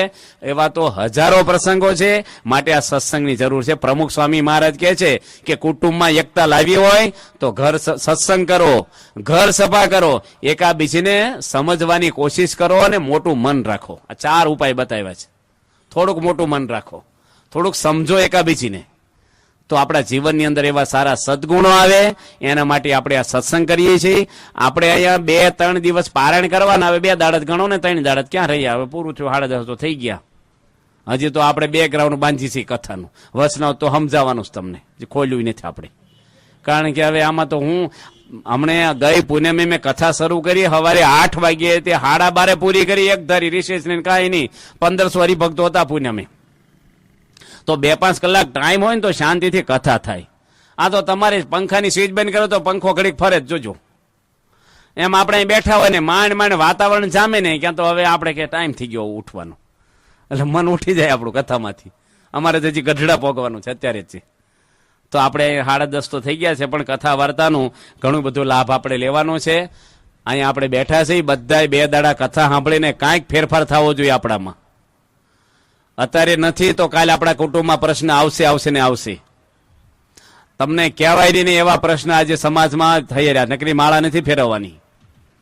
મનુષ્યનું જીવન છે એ કેવી રીતે જીવવાનું છે એના માટેની આ કથા છે. માટે આપણા વ્યસનો કાંઈક હોય નીકળી જાય, આપણી ઉગ્રતા નીકળી જાય, આપણો ક્રોધ જતો રહે, થોડાક આપણી ધીરજ રહે, શાંતિ રહે. યોગી મહારાજે કેટલું સહન કર્યું છે. પ્રમુખ સ્વામી મહારાજે પણ આ સંસ્થા ઊભી છે ને એ કઈ રાતોરાત મંત્રથી નથી થઈ ગઈ. 72 વર્ષના ઇતિહાસમાં પોતે ઓગળી ગયા છે અને ઝેરના ઘૂંટડા જીરીવા છે, સહન કર્યું છે, એક રજા નથી પાડી અને બધાના મન હાંચવા છે પ્રમુખ સ્વામી મહારાજે. તારે એટલે 835 સાધુઓને સમર્પણ થઈ ગયા. BAPS સંસ્થા આજે એક સૂત્રથી ચાલી રહી છે. એનું કારણ શું છે?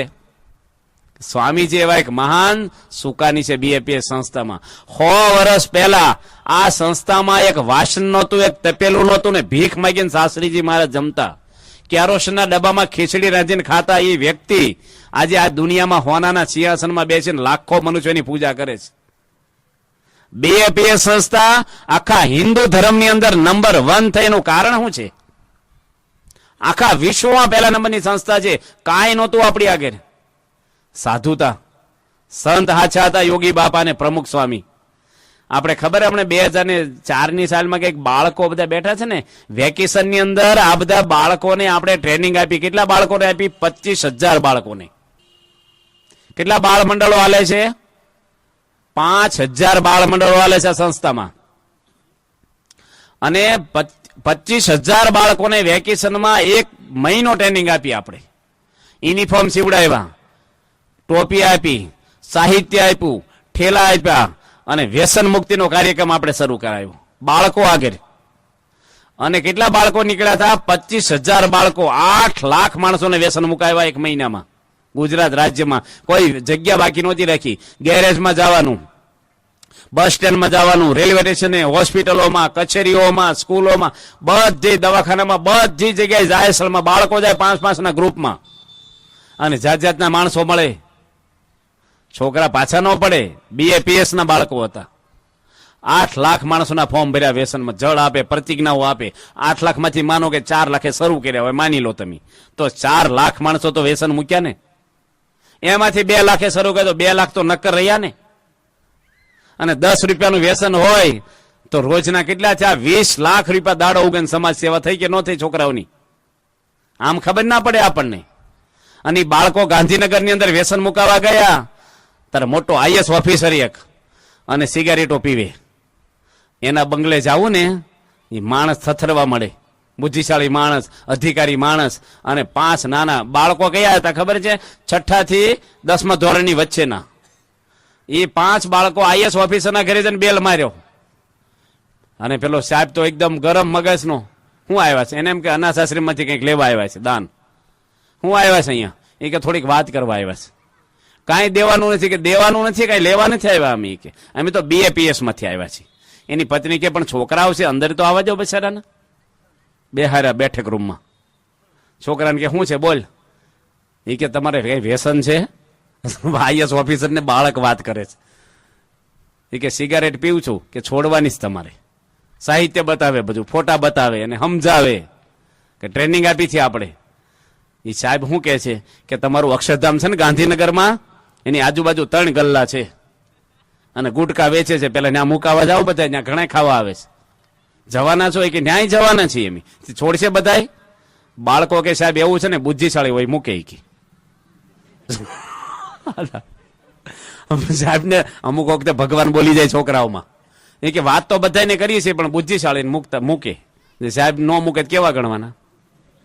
મોઢું એટલું થઈ ગયું કે હારું હારું હું મૂકી જ દઉં આજ. કે એવો શબ્દ વાપર્યો ને, સાહેબને વાગ્યો અંદર અને વ્યસન મૂક્યું. અમદાવાદની એક બાલિકા, નાની છોકરી આપણી 10 વર્ષની, એના બાપુજી ધામમાં ગયા ને એને નનામી થાંઠડી બંધાણી છે. અને બધા ઉછકવા આવ્યા ને, છોકરી રોતી રોતી બહાર આવી. એ કે મારા બાપુજીની ઠાઠડીને કોઈ અડવાનું નથી. કે જેને વ્યસન હોય ને એ કોઈ અડશો જ નહીં. કે મારા પપ્પાએ જિંદગીમાં એક વ્યસન કર્યું નતું, સત્સંગી હતા. બીડીયું બાકસ વાળા આઘા જ રહેજો. ગુટકા વાળા વ્યસન મૂકો. 25 જણને વ્યસન મુકાવ્યા, ઠાઠડી બાંધેલી ન્યા છોકરી. પ્રમુખ સ્વામી મહારાજે ટોળા ભેગી નથી કર્યા. ક્વોલિટીઓ કેવી કરી જોવો તમે. આમ એકદમ સમાજ કેવો તૈયાર કર્યો ભવિષ્યની પેઢી. તમે ઝાઝા બકરા રાખો કે 2 ભેંસ નહીં હારી? ક્વોલિટી કેમ? એમ ટોળા ભેગા થાય પણ એક હોય ને સિંહ, એ બધા ઘેટાના ટોળા વીખી નાખે એકમાં. આપણે ત્યાં એવા છે પેલા પ્રકાશભાઈ સિંહ પટેલ, આપણે જર્મનીમાં રહે અને જૈન ધર્મના ગુરુ હતા સુશીલ કુમારજી, આખા જૈનોના મેન ગુરુ. પ્લેનમાં ભેગા થઈ ગયા. આ છોકરાને તો ચાંદલો હવારનો કરેલો હતો, નાવા ગયેલો એટલે ભૂસાઈ ગયો હતો, ચાંદલો નહોતો કપાળમાં. પ્લેનમાં બાજુની સીટે બેઠો હતો. પણ છોકરો છે ને વચના જ વાંચ્યા કરે. પેલી સર્વિસ આપવા આવે ને, બેનો જ્યુસ લાવે, કઈ ફ્રૂટ લાવે, છોકરો હામું જ ન જોવે, ના પડજે, હામું ન જોવે, નહીં જોઈ મારે કાંઈ.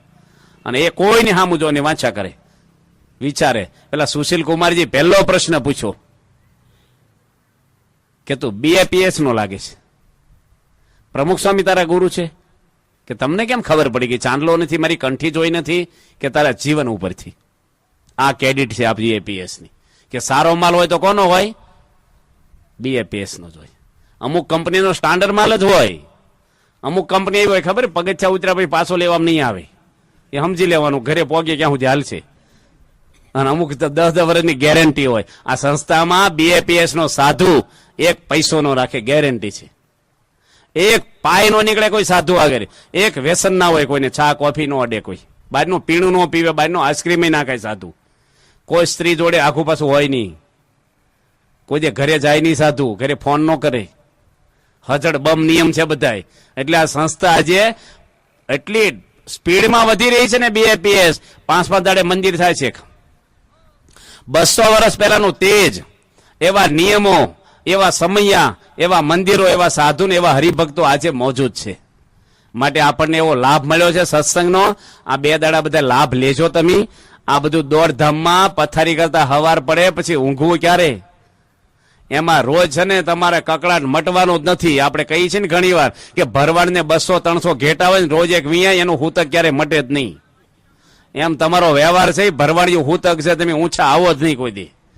માટે થોડોક સમય ફાળવી અને અહીંયા આવજો તો 2 દાડા કંઈક સાંભળશો તો લાભ થશે તમને. આજે તો તમને આ બેકગ્રાઉન્ડ બાંધ્યું, આપણે કથા કાલથી શરૂ કરશું. હવે કે ભગવાનની કથા વાર્તા સાંભળવાથી આપણે લાભ થાય છે. એ વાતો કરી તમને કે જીવન માણસોના કથાથી બદલાય છે. કથાનો મહિમા આ બધો કીધો કે આવા આવા માણસો કથા સાંભળીથી સુધારો થયો છે.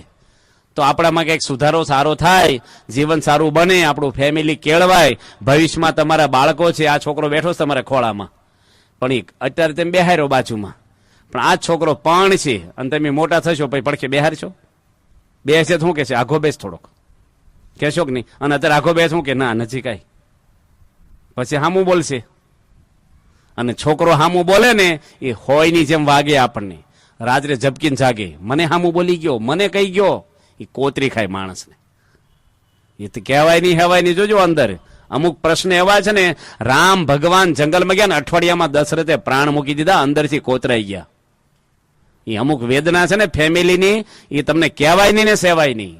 આજે સમાજ આખો એટલો બધો આધુનિક બની ગયો છે ને, મૂળ વસ્તુ આપણી ભૂલાતી જાય છે. એટલે બધા ટેન્શન, ચિંતાઓ, વ્યાધિઓ, શંકા કુશંકા, આખો દાડો તમે અને તમે બધા જીવન જરૂરિયાત વધારી દીધી છે. એટલે તમને છોકરાઓ જોડેનો ટાઈમ રહેતો નથી. વધારી છે કે નથી વધારી? પહેલા એટલી જીવન જરૂરિયાત હતી આપણી. અત્યારે બધાને મોંઘું મોંઘું વાપરવા જોઈએ. ખાવાનું મોંઘું, કપડાય મોંઘા જોઈએ. કોઈને રફું નહીં, થીંગડું જ નથી. થીંગડું શું પણ રફું ને જુઓ, કોઈને ફાટતા જ નથી કપડા. પહેલા તો કપડા કેવા જાડા હતા, તમારે 10 વર્ષ સુધી બદલવા જ ન પડે. અને ચંપલે પેલા ટાયર ના પહેરતા, ખબર? ઘસાય નહીં, કૂતરાય ન લઈ જાય, 10 વર્ષ 25 વર્ષ તૂટે નહીં. ગાંધીજી ટાયરના ચંપલ પહેરતા. અત્યારે 300 રૂપિયા ચંપલ લઈ આવે, 6 મહિને કાઢ નાખે, પાછા બીજા લાવે. બધા બિલ આવવા મળ્યા. અને કોઈને મોડું ગમે નહીં એટલે કમાવામાં ખેંચ રહે. આજે જ એક ભાઈ આવ્યા હતા મારે ઘેર કે મારી ઘરવાળી મને એમ કે તમે મરી જાવ ને રડતા નથી તો. આજ જ ગઢડામાં પેશલ ગામડેથી મળવા આવ્યો હોય ભાઈ મારે, સીધો વાડીએથી આવ્યો ભૂખ્યો કે સ્વામી શું કરવું મારે? વિચાર કરો, દીકરીઓ પરણાવ જેવડી થઈ છે ને આવું બોલે છે ની પત્ની કે આની કરતા મરી જાવ નહીં કે છે. એ કે ખેતરમાં કામ તો કરું છું, દાડીએ જાઉં છું, પછી શું કરવું? જો માણસને ઘરમાં કેવું પ્રશ્ન થાય, ખેંચ કેવી આવે છે ઘરમાં. આપણે કરકસેથી થોડું ચલાવી લેવું, નમી દેવું. આજે માણસને એટલું બધું કમાવાનું એટલે સમય મળે નહીં ફેમિલી જોડે બેસવાનો. જીવન જરૂરિયાત પૂરી પાડી દો તમે. માણસ છે એને પ્રેમ જોઈએ, હૂંફ જોઈએ, લાગણી જોઈએ, દિલ ખોલે આપણી આગળ, ભેગા બેસીને જમો, એનો આનંદ છે એક. ભલે સાસ રોટલો ખાવ પણ અંદર અંદર લાગણી ને પ્રેમ હોય ને એ આનંદ જુદો છે. અને તમે હારામ હારું જમતા હો પણ અંદર અંદર મન તૂટી ગયા હોય તો પ્રશ્ન થાય કે નથી થતો? બધાને થાય છે. માટે આપણા કુટુંબની અંદર શાંતિ રહે, આપણા સંસ્કાર સારા રહે, આપણું જીવન સારું રહે, એના માટે અહીંયા કાર્યકરોએ આયોજન કર્યું છે બિચારાઈ. અને આ બધી ક્યારના મંડ્યા હોય ત્યારે બધું તૈયાર થાય. આપણે તો જાનમાં બે જતા રહેવાનું છે, બેહવાનું છે ખાલી. અહીં ક્યાં કઈ દેવા લેવાનું છે તમારે? 2 શબ્દ સાંભળવાના, ઘણું બધું સાંભળી નથી સાંભળવાનું. તો આ 2 દાડા કાલે સાંભળવા આવજો, પમદાડા પૂરું થઈ જાય છે આપણે. માટે ભગવાનને 11:15 છે, આ પ્રાર્થના કરીએ આપણે કે તમે બધા સાંભળવા આવ્યા છો. તમારા જીવનમાં એક સારા ગુણ ખીલે, કુટુંબ આપણું કેળવાય, શાંતિ રહે, આપણને આપણામાં જે કાંઈ વ્યસન હોય, દૂષણ હોય નીકળી જાય. થોડુંક આપણે ઘરની અંદર પણ અનુકૂળ થઈએ, નમી દઈ. પ્રમુખ સ્વામી મહારાજે ક્યારે પકડી નથી રાખ્યું. એ પોતે બોલે છે કે મૂરખ, મકોડો ને મગર એ ત્રણ મૂકે, પકડે એ મૂકે નહીં. મકોડો બટકું ભરે ને એ તૂટી જાય ને પણ એનું બટકું ન મૂકે, કેડથી તૂટી જાય, કાથી બળી જાય પણ વળ ન મૂકે. મૂર્ખ માણસ એવો છે. માટે આપણે મનની ગાંઠો બધી મૂકવાની છે. મા બાપને પણ ક્યારે ભૂલવાના નથી. તમારા સંડાસ ધોયા છે, તમને હાલતા શીખવાડ્યા, ખોળામાં બેહાર્યા છે, એની હાઈ નો લેશો ગરીબ બિચારાની. લાચારી ભોગવે લાચારી મા બાપ.